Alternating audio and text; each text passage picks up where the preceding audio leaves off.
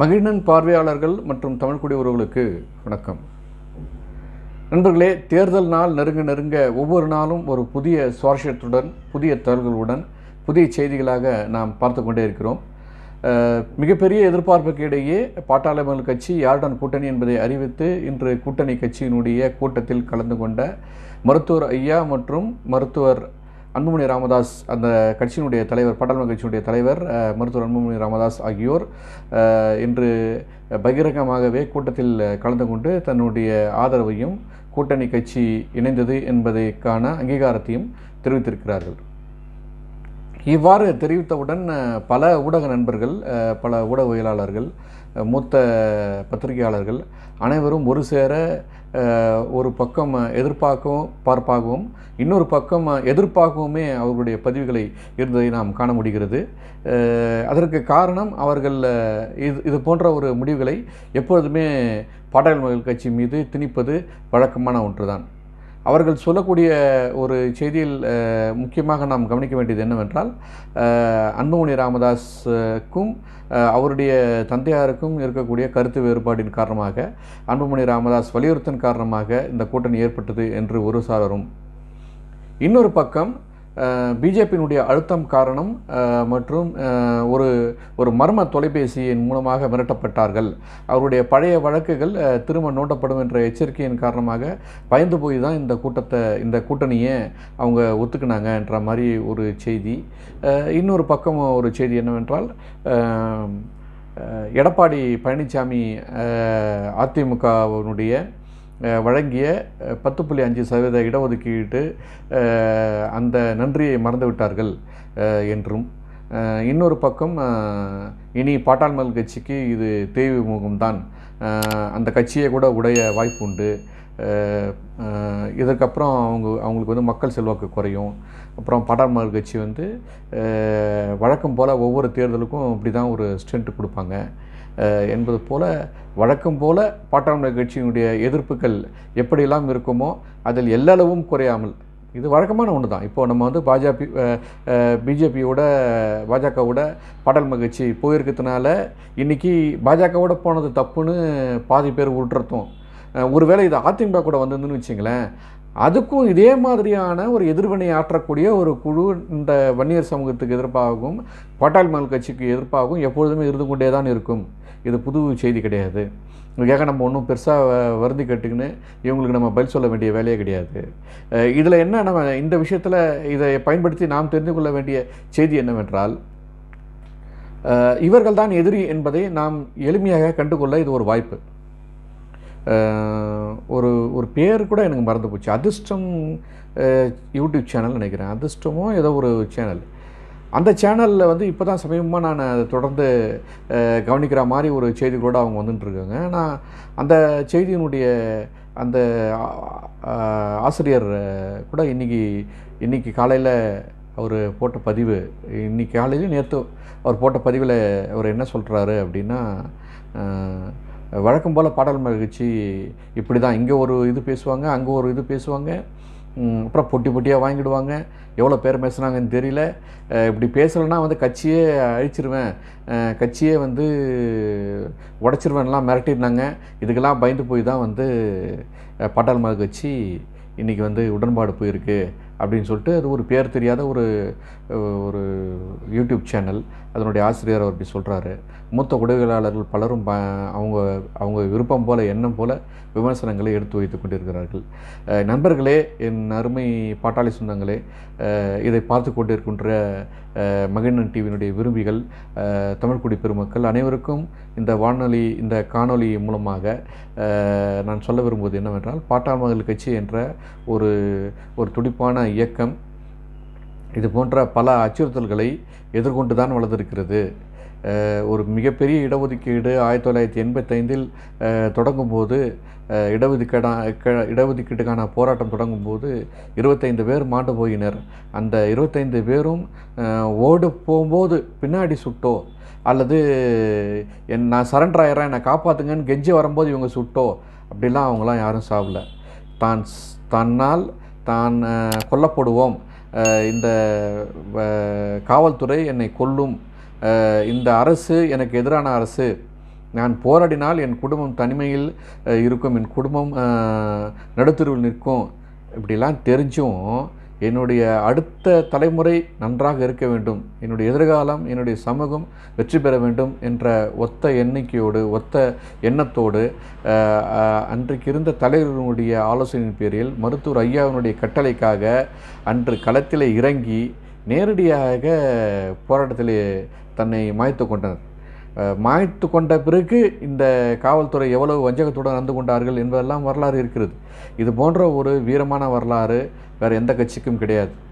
அது மட்டுமல்ல நண்பர்களே, ஒரு ரயில் மறியல் போராட்டம் என்று சொன்னால் ஏற்கனவே ஒரு ட்ரெயின் வந்து நின்ன பிறகு, எப்பா நின்றுச்சா நல்லா தெரியுமா எல்லாம் கேட்டுக்கின பிறகு போய் நின்று ரயில்வே ஸ்டேஷனில் அந்த ட்ராக்கில் நின்று ஸ்ட்ரைக் பண்ணுற கூட்டம் வந்து இந்த பாட்டாளி மக்கள் கட்சிக்கோ அல்லது இந்த அந்த கட்சியின் சார்ந்த அந்த வன்னியர் சங்கத்துக்கோ கிடையாதுங்க.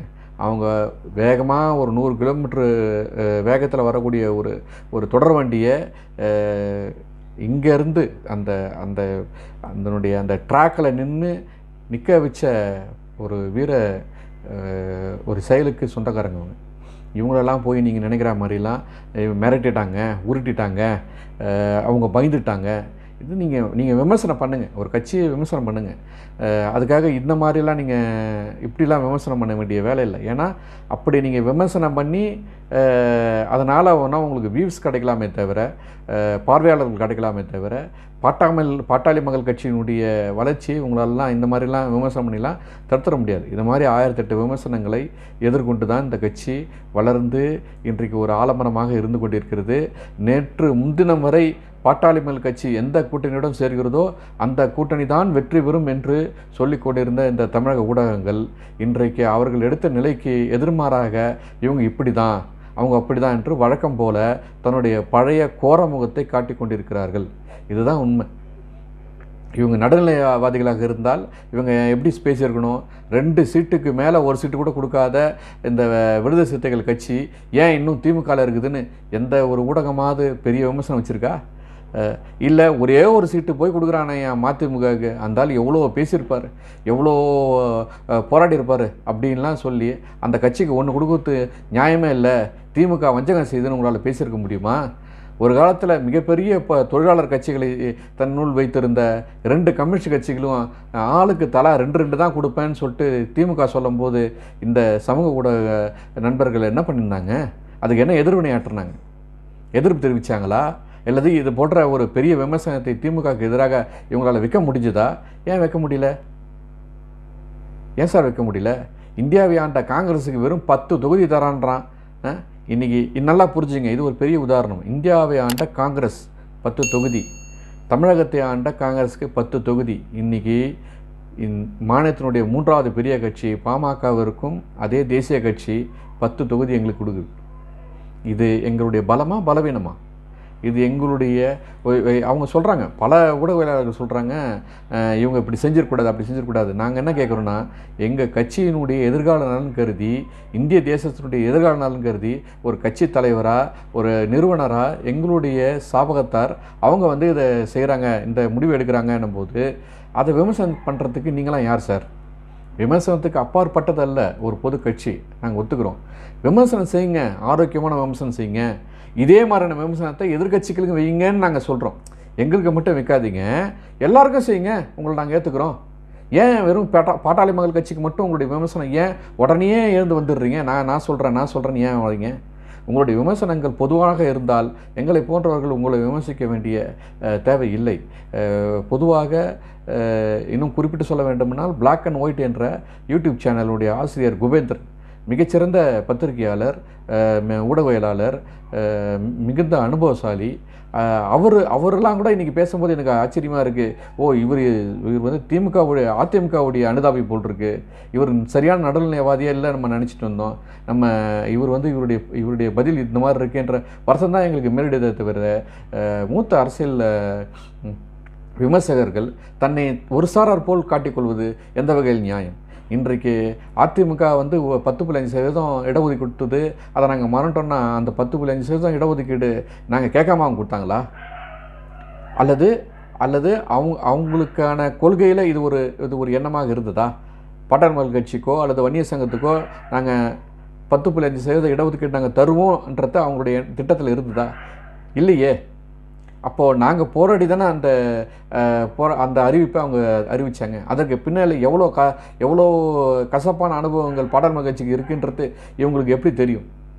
இப்படி ஏகப்பட்ட விமர்சனங்களை தாண்டி ஏகப்பட்ட எதிர்ப்புகளை தாண்டி தான் ஒரு பாட்டாளி மக்கள் கட்சியினுடைய நிறுவனரும் அதனுடைய தலைவரும் அரசியல் களத்திலே தன்னுடைய கடமையை நிறைவேற்ற ஒரு வாய்ப்பாக அவர்களுக்கு அமைந்திருக்கிறது. எதுவும் எளிதில் கிடைத்து விடவில்லை. பாட்டாளி மக்கள் கட்சிக்கு எப்போயுமே எளிதில் கிடைக்கல. போராடி தான் நாங்கள் வாங்கியிருக்கோம். இன்னொரு குற்றச்சாட்டு, பாட்டாளி மக்கள் கட்சியை உடையும், ஜெயிச்ச உடனே அவன் வேறு கட்சிக்கு போவான், எங்கள் கட்சியில் ஜெயிச்ச உடனே வேறு கட்சிக்கு போவான்றதை விட அவங்கள சதி பண்ணி திருடுன இந்த திராவிட கட்சிகள் நீங்கள் என்ன சார் விமர்சனம் பண்ணியிருக்கீங்க? எத்தனை பேர் எங்கள் எம்எல்ஏக்கள் நாங்கள் கஷ்டப்பட்டு ஜெயிக்க வச்சா உடனே திமுகவில் கூப்பிட்டுக்கிறதும் அதிமுகவில் கூப்பிட்டுக்கிறதுக்கும் அப்படிலாம் அவங்க கூப்பிட்டு போனாங்களே, அல்லது இவங்க ஓடி போனாங்களே, அப்போல்லாம் உங்களுடைய விமர்சனங்கள் எங்கே போச்சு? நீங்கள் ஏன் அவங்கள விமர்சனிக்கலை? இன்றைக்கு இருக்கக்கூடிய பாட்டாளி மக்கள் கட்சிக்குரிய தொண்டர்கள் எந்த எதிர்பார்ப்பும் இல்லாமல் ஐயாவினுடைய ஒரே ஒத்த கருத்துக்காக அவருடைய கண்ணசிக்காக காத்திருக்கக்கூடிய ஒரு மாபெரும் சக்தி வாய்ந்த இளைஞர்களுடைய கூட்டமாக இன்று இருக்கிறது. இவர்கள் வேறு எதற்கும் பயப்பட போவதோ அல்லது வேறு எந்த ஒரு திருப்திக்கும் இவர்கள் மாண்டு விட போவதோ இல்லை. ஒரே எண்ணம் தான், பாட்டாளி மக்கள் கட்சி வெற்றி பெற வேண்டும், இந்த வன்னியர் சமூகம் அடுத்த நிலைக்கு செல்ல வேண்டும் என்பது தானே தவிர இவர்களுக்கு வேறு எந்த கோரிக்கையும் இல்லை. பொதுவாக பாட்டாளி மக்கள் கட்சி என்றால் அனைத்து சமூகத்துக்குமான கட்சி என்பதை பலமுறை நாங்கள் தெளிவுபடுத்தியிருக்கிறோம்.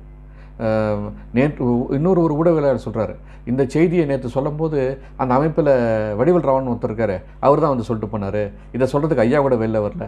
ஏன்பா, அவர் வடிவேல் ராவன் எங்கள் கட்சியினுடைய பொதுச் செயலாளர். ஒரு கட்சியினுடைய பொதுச் செயலாளர் ஒரு செய்தி சொல்லாமல் வேறு யாரும் சொல்லுவா? எல்லாத்துக்கும் நாங்கள் வந்து தலைமையை தான் வந்து அறிவிக்கணுன்றது என்றைக்குமே அவர் அது மாதிரி பண்ணதில்லையே.